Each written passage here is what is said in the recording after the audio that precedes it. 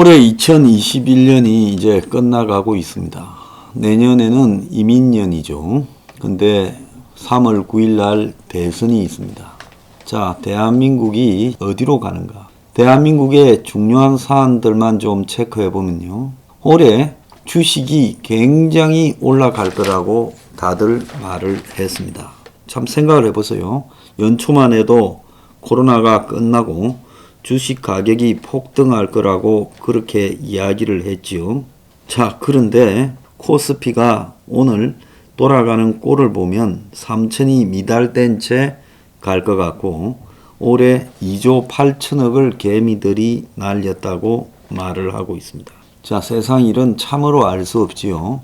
작년 이맘때만 해도 백신이 좀 늦게 들어와서 그렇지 세상은 훨씬 나아질 거라고 했고 경제도 사상 최악의 코로나에서 회복되어서 나아질 거라고 했고 올해 상반기까지도 그런 전망이 유력했습니다. 그런데 올해 연말에 오늘 코로나 사망자가 108명이 나오고 지금 연일 5,000명에서 7,000명까지 나오고 다음 달에는 10,000명까지 가게 된다. 그래서 방역 체계가 붕괴되지 않겠느냐라는 이야기까지 나오고 오미크론 신속 판별 방법을 도입했더니 하루 만에 269명이 접종했다. 그러니까 한국에도 오미크론이 굉장히 많이 들어와 있다는 게 조금 전에 확인이 됐습니다. 자, 경제는요.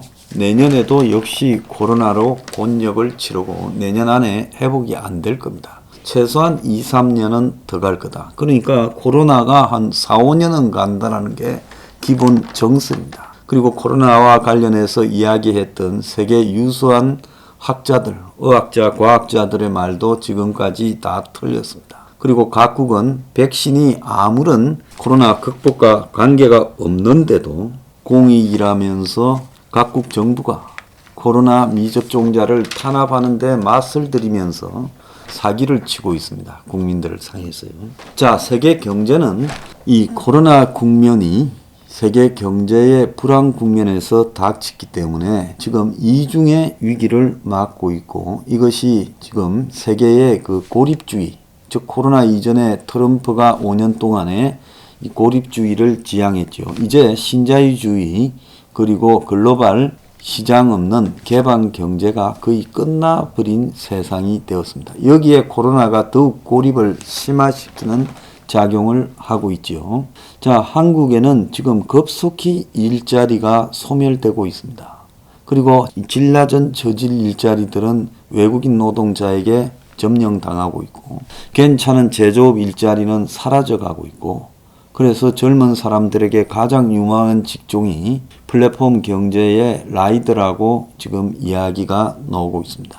하나 더 웃기는 거는 택시가 없어 야단인데 이 정권이 타다 금지법으로 지금 이 국회에서 2020년 3월에 이걸 통과시켜서 타다를 금지시켜 놓고 그게 시행된 지가 지금 지난 4월인데 8개월 만에 플랫폼 택시 420대를 이게 무슨 IT 기반 택시라며 허가를 했습니다. 이 세상이 온통 이 정경유착에 의해서 플랫폼 경제로 가고 있고요.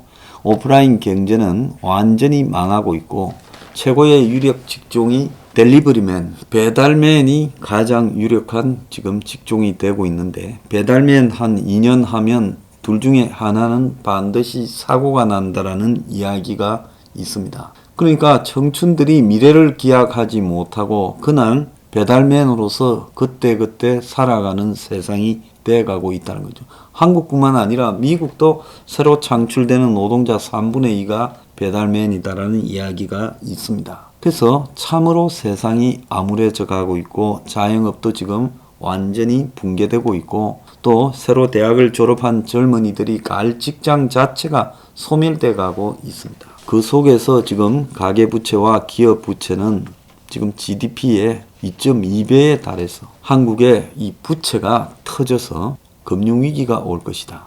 그리고 지금 부동산 폭등이 문재인 정권 하에서 2배가 띄므로써 부동산에 대한 대출이 급증했고 그것이 지금 이 부동산 가격의 하락이 지금 이 서울 강남 빼놓고는 모든 곳에서 감지되고 있습니다. 그래서 부동산 가격 하락으로부터 시작된 부동산 붕괴가 은행의 대출 위기로 번지면서 터지는 것은 시간 문제다라는 예측까지 나오고 있습니다. 온 사방을 둘러봐도 좋은 구석이 없는데 이 나라의 대중들은요, 이 대선 노름에 무슨 생각을 하고 있는지 정말 저는 암울한 느낌을 가집니다. 제가 아까 생방송에도 잠깐 이야기했지만은 돈 룩업이라고요. 애덤 맥케이라는 감독, 그 빅쇼트라는 영화 있지요.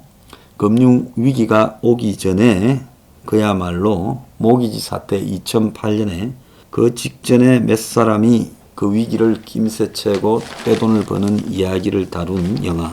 그 감독인데 혜성이 지구에 충돌하러 오는 것을 우연히 이 대학원생 박사과정에 있는 사람과 교수가 발견해서 이 사실을 몇 시간 후면 지구가 멸망할 거라고 경고하지만 대통령은 재난을 정치에 이야기해서 자기의 지지율을 올리려고 하고 방송과 SNS는 시청률을 올리고 또 여기에 기업들 자본가는 돈벌이에 혈안이 되면서 결국 극도의 혼란 속에 지구가 망한다. 그걸 지금 다룬 코미디 영화입니다. 자, 그런데 그 교수의 집에서는 최후의 만찬이 열리고 거기서 그 교수와 대학원생, 그 애인 등이 기도를 하는데 이런 기도가 나온다고 합니다. 오만한 저희가 은총을 구하나이다. 의심 많은 저희를 용서하소서. 또한 주여 이 어두운 시기를 사랑으로 위로하시고 무엇이 다가오든 당신의 담대함으로 받아들이게 하소서. 이렇게 말을 합니다. 성경의 예레미야서에 보면 이스라엘이 멸망을 하게 될 거다라고 그렇게 예레미야가 선지자죠. 떠들고 다닙니다. 그런데 당시에 예루살렘 왕국은 전부 그를 비웃고 멸시하고 웃기게 쳐다봅니다. 웃긴 사람으로. 그나마 이 사실들을 진지하게 받아보는 사람들은 아무런 권력도 없는 사람들입니다. 몇 소수만이요. 이 사실을 진지하게 바라보지만 그래서 이스라엘 멸망을 알면서도 막지 못하는 내용이 나옵니다. 예레미야서예요. 그런데 이 돈룩업이라는 영화가 그 성경 예레미야서가 말하는 부분이 일치한다는 겁니다. 감독이요. 오늘날 미국 사회를 보면서 어떻게 해야 많은 사람들이 사회의 수많은 문제를 당장 우리에게 닥친 심각한 문제로 인식할까? 위험이 얼마나 다가와야 적절한 반응을 끌어낼 수 있을까? 그런 생각을 하다가 이 시나리오를 썼다라는 겁니다. 그래서 지구의 멸망이 임박한 해성 충돌.